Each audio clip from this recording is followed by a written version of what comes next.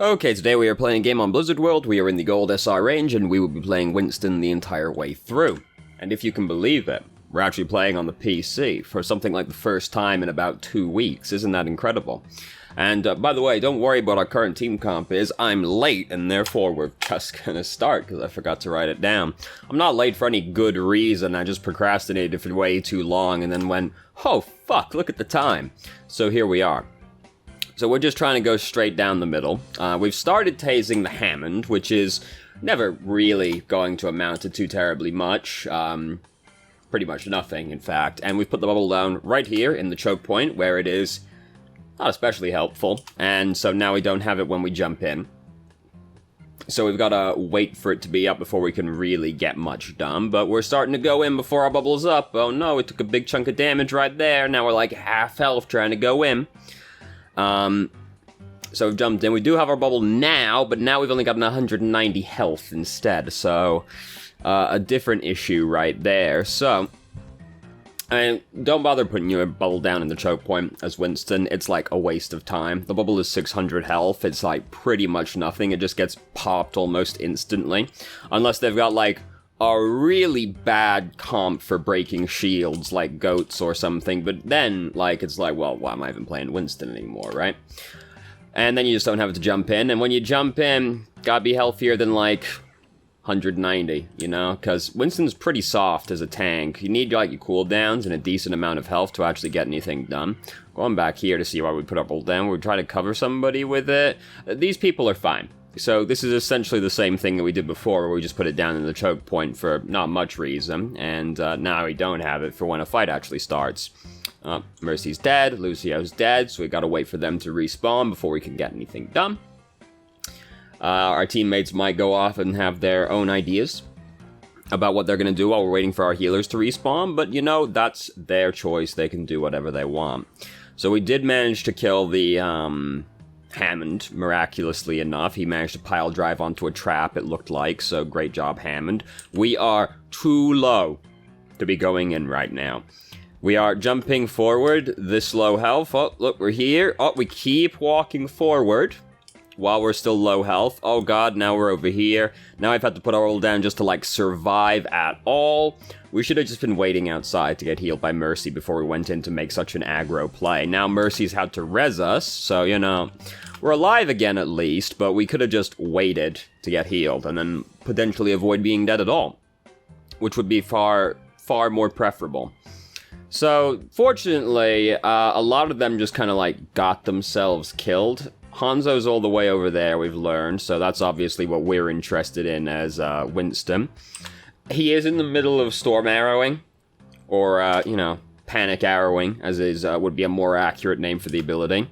And we poke our face out into the arrows a couple times, so we could have just waited a little bit for that one. And then poked our face out, because Hanzo doesn't need to, like, do too much to kill us, you know? A little bit scary. So, you know what was really exciting for me when Hammond got put in the game? I finally got that Winston achievement for breaking a lot of stuff, right? Like for breaking all the player-created stuff, because boy, are the mines really good for that one. Didn't have that achievement prior. So we've got Primal Rage built up now, so we elect to jump in and just start smacking people, which is fair enough. We're having a little bit of trouble keeping track of the people that we're smacking around, it looks like, which is fair. I struggle with that all the time. So, unfortunately, we want that man. We really want that man. We wait. We were very, very good. We stayed in the bubble, but tragically there was another man, so he came and got us instead. Now, we did occupy both their DPS for a long time. At least. Ideally, we don't die still. Like, ideally, we don't die, but we did occupy them for a while at least, while our team was fighting on the point. And we have captured the point, so that's all that matters really, isn't it? So, someone's got to touch the point. Right now, that's going to be us. Soldiers behind us. We waited a while to, like, jump on this guy. It would have been fine to jump on him, like, as soon as we saw him. But we waited a long time to do it, and now he's, like, retreating by the time we jump over here, so we don't jump on him anymore. So, just, like, we waited, like, an awkward amount of time to do that, when we could have been justified by just jumping on him immediately. So we've jumped on the Anna, we're bubble dancing. Oh, didn't quite dodge at all. She is fucking dead, though. Like, if nobody else killed her, we were gonna kill her as soon as we woke up, because she already used the grenade, so there was no way she survived once we got back up again. We are not gonna catch up to her. She is too fast for us, so we're just taking a bunch of damage walking after her like this, when we could just be, like, waiting for our jump cooldown around a corner instead, because we will never catch her. She is never going to walk closer to us. And then Reinhardt comes over and beats us to death anyway, but we were just going to take a bunch of damage walking after her anyway. So, what a mess of a fight that was. We are at least still pushing the payload right now, which is the important thing. They're using TAC Visor and the Dragon. You might have noticed the Dragon. You probably didn't hear TAC Visor because you can't hear the game audio, but they did also use that. Fortunately, Reaper just killed a bunch of people on their team. So we could walk into the boy right now, because he is in the biotic field, which is going to make him more survivable. So if we just walk in and punch him to finish him off, that's good, because then he has less chance of surviving. Generally a good thing to get into the habit of doing as Winston is punching the person to finish them off instead of tasing them to death, because the punch is just like spike 30 damage, and it just, they die faster than if you tase them. Ever so slightly, but sometimes that like half a second difference is all it took for that person to end up actually surviving. So we've built up Primal Rage again. We elect to jump out of the fight. And there's a Hanzo over here that we've located. We were a little hesitant to follow after him. Not super scared of him this time. But, we got him in the end anyway. Where was he gonna go, right? He did a great job of cornering himself. Thanks, Hanzo. He didn't look like he changed off of Hanzo either. Anytime you, like, wipe the enemy team, just hold tab, see if any of them go through any shifts, you know, because especially if they're, like, playing someone that you counter, like, when you kill them, I like to just, like, hold tab, see if that guy, you know, that Widowmaker suddenly changed into a Reaper or something, you know? Tends to happen. So Junkrat just got fucking murdered right there. A lot of shit's happening. The video is starting to have some issues, even though it looks like we've loaded plenty of extra past this, so I guess we'll just go down to, 720p instead of 1080. I know, isn't it depressing? So why would we roll down here? I guess to cover Mercy when she came across? I'm not excited to use the bubble right there. It's a long cooldown, you know, like I don't want to waste this. So we're getting into a scuffle with Hanzo. We don't have to be too afraid of what we're doing right now because we do have Primal Rage, but worth pointing out, you know, if we didn't use our bubble earlier, this would be a lot easier to kill this Hanzo, wouldn't it? If we didn't put that bubble down over there, we could have been a lot healthier right there, and maybe saved Primal Rage for a little bit longer. But it's fine, because hey, look, we've pushed him off the edge. Did Hammond fall in? Yeah, I mean, obviously he didn't fall straight in, but is he, like, over the pit trying to find his way back up? Oh, yeah, oh, no, messed it up a little bit, but right idea. Oh, right on to a Reaper. Oh, fuck. We didn't know he was coming. We just, like, jumped after the guy to finish him off, and, Reaper's here. Fuck, shit, damn it. So, yeah, you know, sometimes Reaper has appeared. Oh, I guess I should have pointed out we are going to change to, Diva in, like, the last couple of minutes of the game, so it's not Winston all the way through, but it's Winston all the way through. So we got a Hammond back here harassing us. What did we do with our bubble? I didn't see what we did with our bubble. Do we do it again? Yeah, I'm not excited to use the bubble like that, because now we don't have it, like, we weren't going to stick around out there, and we're, like, I hope we don't stick around, like, tasing a Reinhardt. That's not going to work too well, so I'm not excited to use the bubble like that, because then we just don't have it again if we jump into, like, their backline or a fight breaks out, you know? Hey, Hammond. Got him. Bob got him. Damn it, Bob! Stole our kill. We were going to get that boy so good. So we jumped in. There's a Reaper here. We've got to be careful when we jump in now. We can't just, like, jump in without thinking about it, because now there's a Reaper there as well. So we have to be careful when and where we jump, because if we land on a Reaper, we'll be real fucking sad about it. So we've almost got Primal Rage, which means we don't really have to be that careful about what we were doing right there, because we were so close to having it. We aren't super helpful for killing Reinhardt, but there's not much else for us to be doing. Reaper's after us, so we jump away. We do have Primal Rage, so it's not the end of the world right now. As long as he doesn't get in, like, a lot of headshots. Yeah, I didn't... So, this is why I don't want to use the bubble right here. Because now... Oh, fuck. I'd like to put the bubble over Reaper instead right now. We decide to use Primal Rage. Don't bother using Primal Rage at this point. Reaper was totally gonna kill a bunch of people, and so now we're just using Primal Rage while we don't have much chance of winning the team fight. And if you use Primal Rage during a team fight that you've already lost, you end up feeding a lot of ult charge to the enemy team. It's possible that you can lose a fight with Winston, but, like, come out the end of... Like, it's not that weird to lose a fight because they threw ultimates at you, but then you use Primal Rage, and they end up with an ult advantage over you again anyway, because you used Primal Rage during the fight you'd already lost, and fed them, like, 1,000 hit points worth of damage. So it's possible they use some ultimates and then just, like, are halfway back to having it again. So you gotta be careful when you use Primal Rage during a fight that's going badly, because you can end up, like, it's possible you'd have the ult advantage, but you just give it right back to them again anyway. Which is very, very unfortunate. A large aspect of playing tanks in general is trying to minimize how much ult charge you're feeding the enemy team, because you as a tank are the primary source of ult charge for the enemy team, so we really want to, like, minimize how much we give them.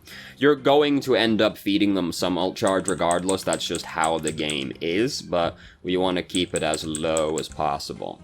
So we didn't capture the third checkpoint. We got it most of the way there. As far as I'm concerned, that's good enough. Like, you don't have to capture every checkpoint. If you get it most of the way there, that's enough to win with. Especially on Blizzard World, where you can feasibly win on any of the 3 checkpoints. Which is not something you can say about a lot of maps in this game. So we were real far up. We knew they had a McCree and a Reaper a second ago, so being that far up is pretty scary because, well, what if Reaper was with McCree, right? We're fucking dead. Right now, we're just, like, tasing a tank. It's scary to do because we aren't full health right now, and we are, like, right in front of the enemy team with just our bubble for protection.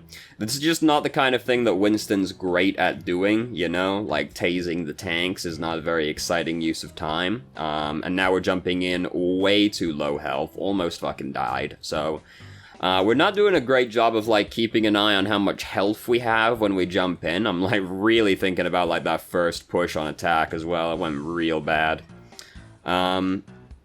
So we went for the straight up and down, but there's a lot of bad men, like, right here, and our team are not with us. One of the members that was with us is dead, so the straight up, straight down is not gonna do much to save us. I'd rather just jump out immediately.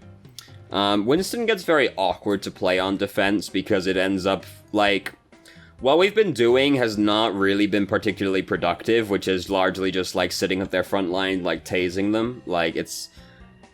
Winston's not good at fighting tanks, man. Like, he is not good at being a frontline tank, and we are trying to play him like he is a frontline tank, which is just not Winston's strong suit. Like, if we're gonna play Winston like we have been during this game, we're better off just changing to Reinhardt, because we have not been playing to Winston's strengths. This is why I usually won't pick Winston on defense, like, apropos of nothing, because if they don't pick, like, a dive team, or they don't have, like, snipers, pretty much, like, it can end up being really awkward to play Winston.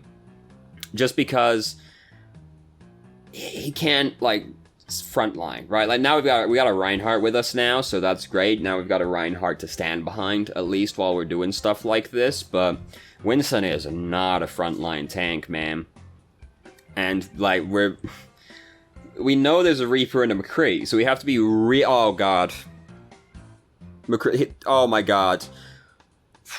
Like, we know they have a Reaper and a McCree. We have to be real careful if we're gonna, like, wait around the corner right at the choke point. Because if they come round the corner together, we're fucking dead, dude. Like, we're fucking dead, which is what happened. And we ended up baiting Mercy into doing something real bad as well. Don't get me wrong, that's Mercy's mistake, but it was a mistake prompted by our mistake, so... Very aggro. I would have done it too. I can't lie to you. I would have died the exact same way, because I would have been like, I gotta get this fucking Mercy, especially given how close we were to having Primal Rage, but yeah, mad aggressive, but I would have done the exact same thing. I would have died the exact same death right there. We're gonna get back fast regardless anyway. We're playing Winston, you know. So we got Primal Rage built up now. I can hear McCree using Deadeye. I guess he was to the left of us, because we never actually saw him. Oh no, he was over there. Well, he might have rotated round, right? I couldn't see him. Is he back there? Oh, he was in that doorway back there, I guess. Okay, I see. Yeah. So, we gotta be careful, because, I've said this about 1,000 times now. We've gotta be careful, because they've got hard crowd control and a Reaper. So... if they catch us together, we're fucking dead, man. So I don't want to use Primal Rage right now, because we are extremely likely to lose this checkpoint, and I don't want to feed them more ult charge. And we have just fed them a lot more ult charge. So we are now going to change to, not Orisa, we changed to D.Va. There you go. We got Reinhardt now, we got a main tank, so D.Va's fine. D.Va's better than Winston, because we've got more options for fighting these bad men. Winston has few options. We just really haven't been very productive over this entire first checkpoint. There just hasn't really been a lot for us to do as Winston.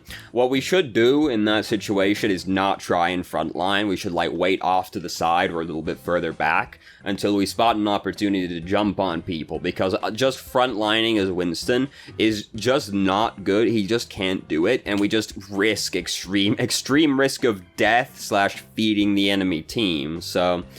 we really didn't accomplish too much there. But now we're playing D.Va. D.Va's better for this situation than Winston was. We are about to feed a lot of ult charge. I saw this coming so far in ahead. I'm like, watching this while I'm finishing my train of thought, and I'm like, we're about to feed so fucking hard.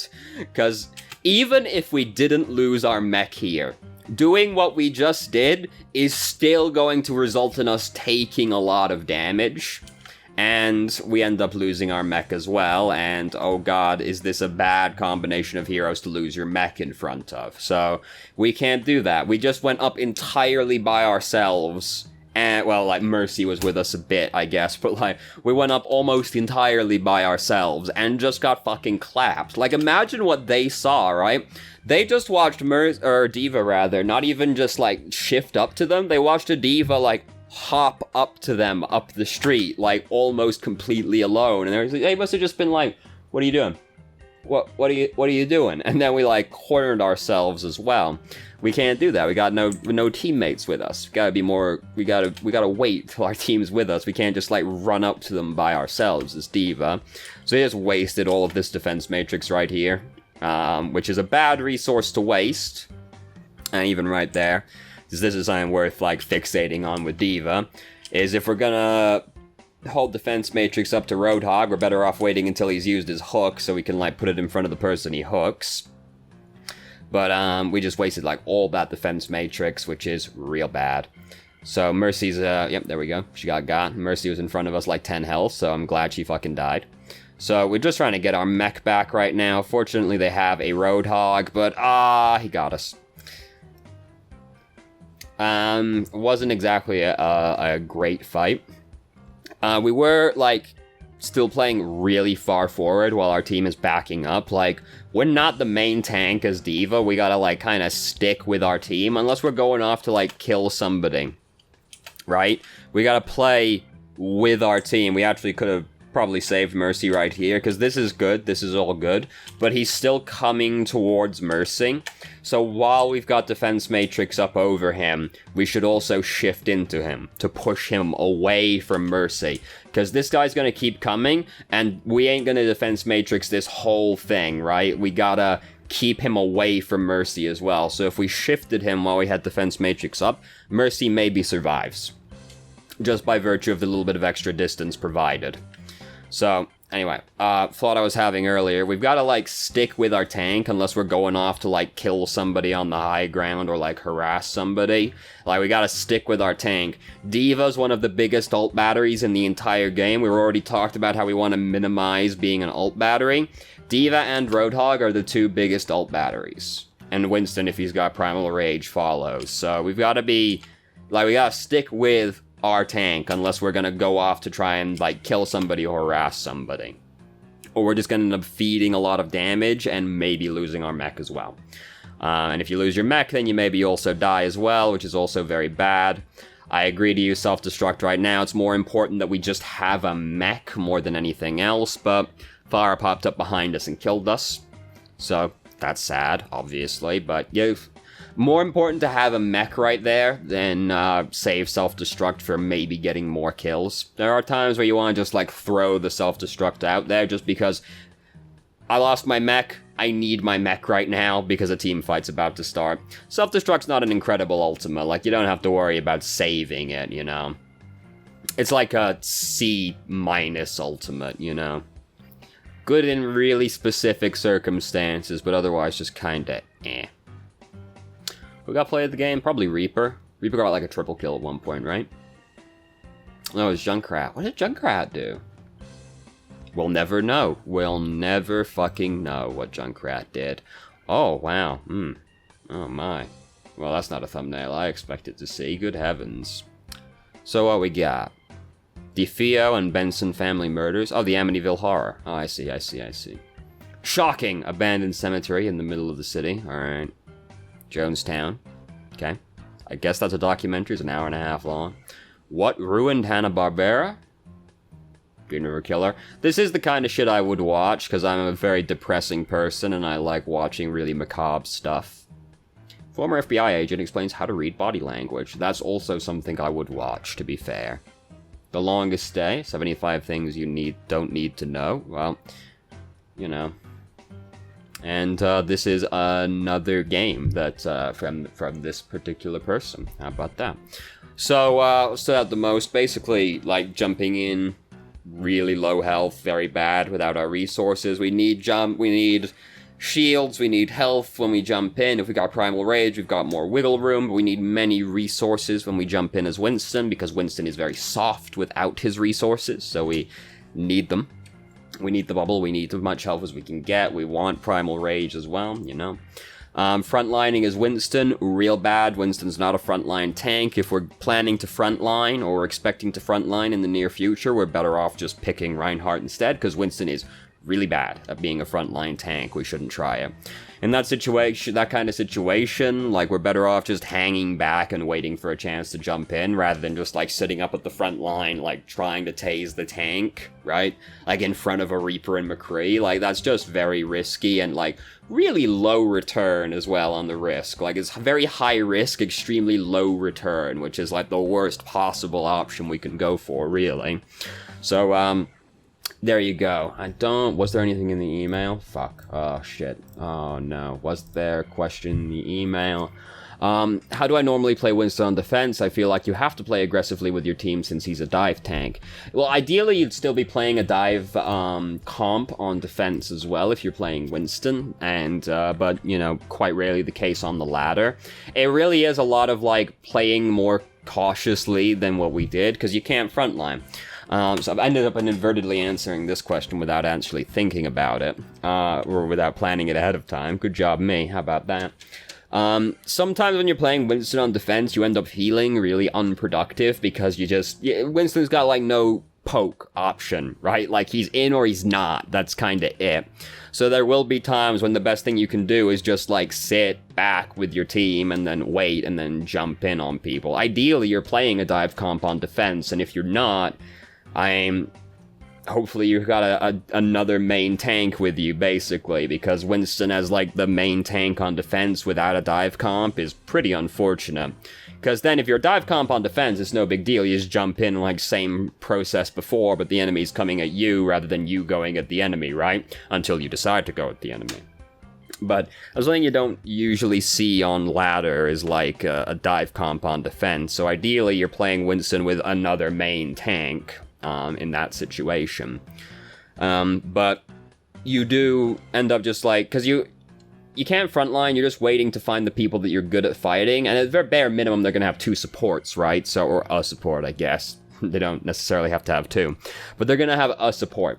So, if nothing else, you can wait for an opportunity to jump on the support. It is usually easier to find an opportunity to jump on a support or backline hero by themselves on attack, because the attacking team tends to spread out more as the fight goes on. So, if you play a little cautiously, you can usually find an opportunity to jump on the Ana, the Zenyatta, whatever, just because the attacking team naturally sort of spreads out a little bit more.